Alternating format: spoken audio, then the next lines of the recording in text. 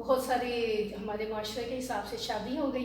شادی ہونے کے بعد یہ ہوا کہ لائف جو تھی وہ یکسر چینج ہو گئی، رسپانسبلٹیز اور ذمہ داریاں پڑ گئی. تو پھر 1994 سے تو ہم لوگ ویسے ہی ساؤتھ افریقہ جوہانسبرگ شفٹ ہو گئے. تو پاکستان سے جو تعلق تھا وہ میرے ماں باپ کی وجہ سے ہی بنا رہا، بہن بھائیوں کی وجہ سے بنا رہا. اس کے علاوہ کوئی اتنا خاص اس کے بعد کوئی تعلق یا لنک نہیں رہا. تو یہ ہے کہ ساؤتھ افریقہ میں 1994 اسکولنگ سارا کچھ مینیج کرتے کرتے یہ تھا کہ جو میرا ایک تعلق تھا اردو کتابوں کے ساتھ وہ بہت پیچھے رہ گیا، جس کا مجھے بہت افسوس ہے. تو بہت زیادہ ایک گیپ سا آ گیا بیچ میں، جب میرا اردو کے ساتھ کوئی ایسا خاص تعلق نہیں رہا. اپنے مرحوم اشفاق احمد کا زاویہ میرے ہاتھ آ گیا تھا، تو وہ میں اس کو جب بھی جہاں سے بھی پڑھتی ہوں مجھے لگتا ہے کہ وہ بالکل نئی کتاب ہے، اور یہ تو میں نے پہلے پڑھا ہی نہیں تھا. آفیشلی میں نے وہاں این جی اوز جوائن کرنی تھی، جس میں ہیومینٹی ورک جو تھا وہ سارا شامل تھا. تو گفٹ آف دا گیورز جو ہے، جس کو میں کبھی بھی نہیں بھول سکتی، جنہوں نے مجھے بہت زیادہ اپریسیشن دی، مجھے بہت زیادہ انوالو رکھا اپنے کاموں کے ساتھ. تو پاکستان میں بھی انہوں نے 2 بڑے پروجیکٹ کیے ہمیں. آئی تھنک کہ کشمیر سیلاب جو آیا تھا 2016 میں، اس میں گفٹ آف دا گیورز کا بہت رول رہا ہے. اور انہوں نے جو واپس مولانا احسان ہینڈرک، تو ان کے ساتھ مجھے فلسطین کے لیے بہت کام کرنے کا موقع ملا. مجھے کبھی اس چیز کا احساس نہیں ہوا کوئی دوسری نیشنلٹی ہے، کوئی دوسرا پروجیکٹ ہے. نہیں، مجھے ہمیشہ یہ فیل ہوتا تھا ہیومنس بینگ سفرنگ، یعنی کہ دوسرے لوگوں کی کوئی تکلیف اور پریشانی. تو اس میں بہت زیادہ انوالو تھی. میرے بچے ابھی پرائمری اسکول میں تھے، لیکن ان میں مجھے اپنے بچوں کی طرف سے، دونوں بیٹوں کی طرف سے بڑی سپورٹ رہی. میری زندگی کے آپ کیا کرتی تھی فلسطین کے لیے؟ کیا آپ کا جاب کیا تھا، نیچر آف جاب؟ ایکچولی اس طرح سے تھا کہ ایک تو اس میں فنڈ ریزنگ آتی تھی، کیونکہ وہاں پہ میڈیکلس کی بہت زیادہ ضرورت ہوتی تھی. تو ہم لوگوں کو جو گروپ ہوتا تھا، ladies group side for example کہ ہم لوگ 6 یا 8 خواتین ہیں، تو ہم لوگوں کا کام ہوتا تھا کہ ہم نے اس اپنے پروجیکٹ کو جو ہے وہ پروموٹ بھی کرنا ہے. اور ہائی چیز، فن باکس، لوگ تھے وہاں پہ لوکل ساؤتھ افریقنس بھی جو بہت اپریشیٹ کرتے تھے اور بڑھ چڑھ کر حصہ لیتے تھے. تو وہ فنڈ ریزنگ جو تھی نا، اس کے لیے ہم لوگ ٹریولنگ بھی کرتے رہے ہیں، دوسرے ٹاؤنس میں بھی جانا. رمضان میں بھی ہم لوگوں نے نکلنا 8-10 دن روڈس کے اوپر. اچھا، مجھے یہ بتائیں کہ پھر یہ تو چلے سلسلہ چل رہا تھا، میرا 2-3 چکر لگے اپنے بچوں کے ساتھ بھی، تو فیملی کے ساتھ بھی میرا آنا ہوا. پھر اس طرح سے ہوا کہ 2018 میں اپنے بچوں کے ساتھ آئی دسمبر میں. تو اس کے بعد پھر ایسا ہوا کہ میں نے اپنے والد کو ملنے، اپنی فیملی کو ملنے پاکستان آئی. تو جب میرا واپسی کا ٹائم ہو رہا تھا تو اب یہ کرونا کا پرابلم سٹارٹ ہو گیا. تو اس میں فلائٹس بند ہو گئیں. تو اس میں یہ ہے کہ ایئرپورٹ پہ آپ کو کرنٹائن کرنا پڑے گا 7 days 14 days. تو میں نے یہی سوچا کہ اسکیری. اس کے بعد یہ کیا ہونا تھا کہ اصل میں میرے والد فوت ہو گئے، انا للہ و انا الیہ راجعون.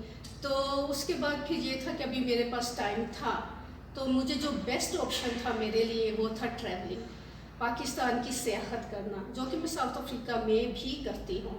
میں ٹریکس کرتی ہوں، ہائکنگس کرتی ہوں. تو ہم لوگ اس طرح کے بہت سارے کاموں میں انوالوڈ ہیں. تو یہ اٹریکشن تھی میرے لیے کہ جب میں پاکستان میں کرو گے کہ میں نے سفر کا آغاز کیسے کیا. بس مجھے ایسے ہی خیال آیا کہ کیا کیا جائے. اسلام آباد میں تو میں بہت آتی رہی ہوں، اسلام آباد کے سارے علاقے میں نے دیکھے ہوئے ہیں، مارگلا ہلز کے ٹریلز میں نے کیے ہوئے ہیں. میری فیورٹ جگہ ہے لوک ورثہ، جو میں سارا دن وہاں گزار سکتی ہوں وہاں پہ. تو میں نے کہا اسلام آباد سے آگے کا سوچا جائے. تو اس کے لیے میں نے کیا کہ just book the ticket for Swat. تو سوات کے لیے میں لاہور سے نکلی. سوات سے میں نے کوئی 2-3 دن کے لیے اکیلی تھی؟ مطلب آپ جیسے کہہ رہی ہیں بالکل اکیلے، بالکل اکیلے. میرے پاس صرف بیک تھا جس میں میرے کوئی 4-5 کپڑے ہوں گے. میرے پاس اس وقت جو پیسے تھے، آپ ہنسیں گے، تو 40,000 روپیز. تو میں نے کہا کہ میں نے 5,000 اس وقت نہیں، اینڈ ٹوورڈز اینڈ.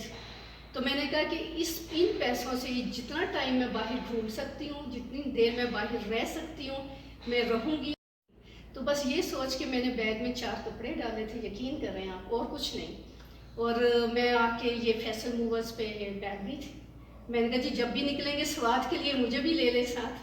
تو اس طرح سے میرا سفر کا آغاز ہوا، جس کے اوپر میں نے اپنا سفر نامہ اپنے دیس میں اجنبی لکھا. تو سوات سے منگورا، معلم جبہ، تو وہاں سے واپس منگورا، وہاں سے میں نکل گئی تھی کلام کے لیے. تو کلام کی جو اپنی اسرار و رموز، مجھے وہ بہت ایک تھا کشش تھی کہ یار کلام ضرور جایا جائے. اور کلام میں رہی ہوں تو اتفاق کی بات ہے، میں شنگریلا میں رکی تھی اور وہاں کے جو مینیجر یا آنر تھے فقیر صاحب، بہت کوآپریٹو، بہت فرینڈلی ماشاء اللہ. تو وہاں میں نے اچھا ٹائم گزارا. وہاں سے میں نے مہو ڈھیل جھیل، وہ ایک خاص جگہ تھی. پھر وہ جہاں پہ میں ٹھہری ہوئی تھی دریائے سوات جو گزرتا ہے، تو اس کے اوپر ہے گرین پوائنٹ، جہاں شدید قسم کی ہوا تھی، لیکن خوبصورت، اس قدر خوبصورت. مجھے اس طرح کی جو مقام ہے جیسے جنگل ہیں یا پہاڑ ہیں نا امتیاز، مجھے پتہ نہیں کیوں اس میں لگتا ہے کوئی پراسراریت ہے، کوئی مسٹری ہے اس میں. تو مجھے لگتا ہے کہ مجھے اس کو آپ کو اپنی طرف اٹریکٹ کرتے ہیں. مجھے ایسے لگتا ہے کہ کوئی چیز مجھے بلاتی ہے، کوئی چیز مجھے کھینچتی ہے. ناردرن ایریاز کے بارے میں جو ہے کچھ ہم کہتے ہیں نا سگانے اور اکیلے، آپ کو ڈر نہیں لگتا؟ اچھا، یہ سوال بہت سارے لوگوں نے کیا ہے مجھے کہ آپ کو ڈر نہیں لگتا. تھوڑی سی کنفیوژن ہوتی ہے کہ اگر ڈرا بھی جائے تو کس سے ڈرا جائے. آپ پہلے مجھے ڈرائیں کہ وہ یہ چیز ہے یا ایسا ہو سکتا ہے تو پھر شاید میں ڈروں بھی. تو مجھے ایسے آنیسٹلی جو پہلی میں نے ٹریولنگ کی تھی نا، دو ہفتہ میں شمالی علاقہ جات میں رہی ہوں. میں نے کہا نا جب تک پیسے نہیں ختم ہوں گے تب تک ادھر ہی ہوں. تو مجھے بالکل ڈر نہیں لگا آنیسٹلی. امتیاز یہ تھا کہ میں یوز ٹو نہیں تھی نئی نئی جگہوں پہ جانا اور وہاں پہ سو جانا آرام سے، ایسی عادت نہیں. افریقہ میں تو میں اپنے تکیے کے بغیر بھی نہیں سو سکتی، لیکن جب میں نے ٹریولنگ شروع کی تو میں نے یہ عادت اڈیپٹ کر لی تھی.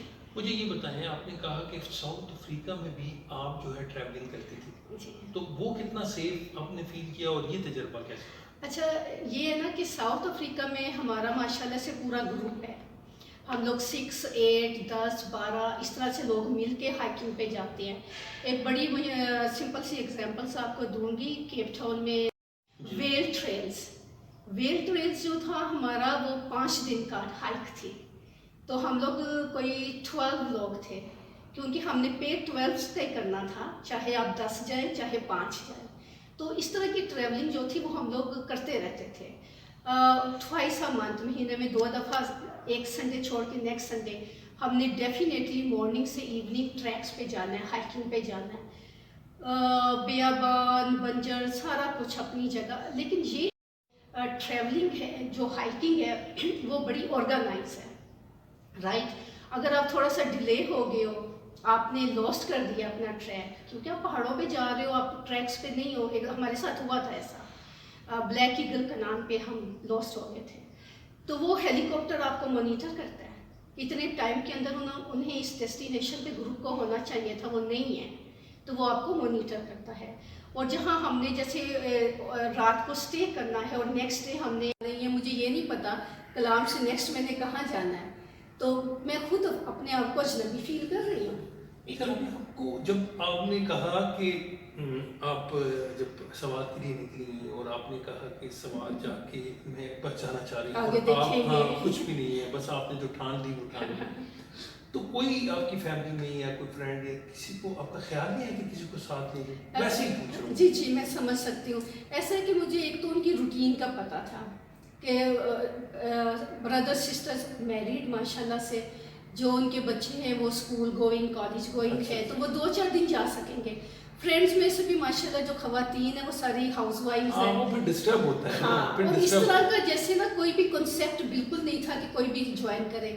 اور اگر ایک اور بات میں بتاؤں آپ کو امتیاز، تو میرا خیال ہے اس وقت میں بالکل اس طرح کے موڈ میں تھی کہ میں اور میری تنہائی، like I need me time.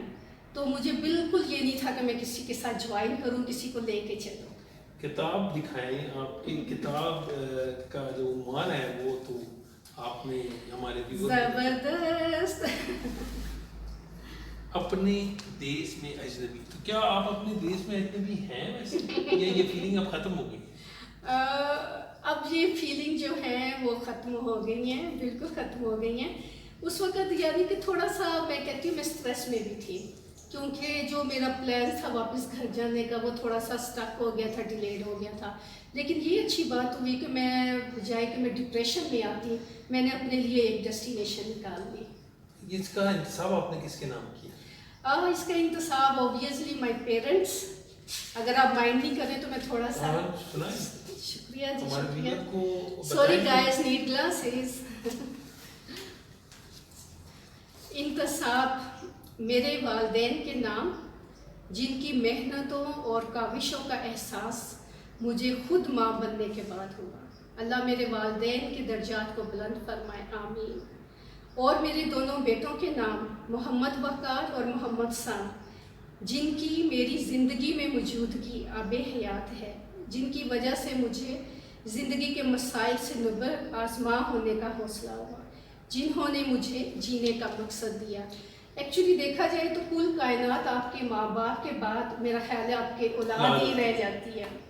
تو اسی لیے میری کتاب جو ہے میرے ماں باپ اور میرے بچے. بہت اچھا، بہت شکریہ. آپ کچھ سنانا چاہیں گی اس کتاب سے؟ سنانے کا تو بہت کچھ ہے، لیکن جو میرا فیورٹ ہے اور جس کو میں پروموٹ بھی کرتی ہوں ایز اے ہیومینیٹیرین ایکٹیوسٹ، تو میں کشمیر کے حوالے سے کچھ کہنا چاہوں گی. بہت شکریہ جی. تو کشمیر کا ایشو جو ہے بہت سارے لوگوں نے بنایا ہوا ہے جبکہ نہیں ہونا چاہیے تھا، لیکن میں کچھ لائنیں اپنے ناظرین کے لیے پڑھنا چاہوں گی، لمبی بات نہیں کرتے. ایک طرف تو ماؤنٹ بیٹن نظام حیدر آباد پر دباؤ ڈال رہا تھا کہ حیدر آباد کا الحاق ہندوستان سے ہونا چاہیے، کیونکہ ریاست کو چاروں طرف سے ہندوستانی علاقے گھیرے ہوئے تھے. حیدر آباد کے لیے سمندر تک کا کوئی راستہ نہ تھا.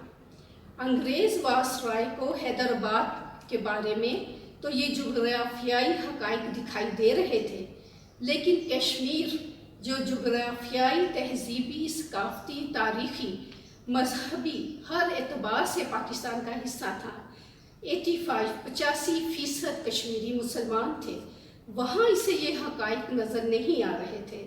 جبکہ کشمیر میں روز جلوس نکل رہے تھے اور پوری وادی میں کشمیر بنے گا پاکستان کے نعرے گونج رہے تھے.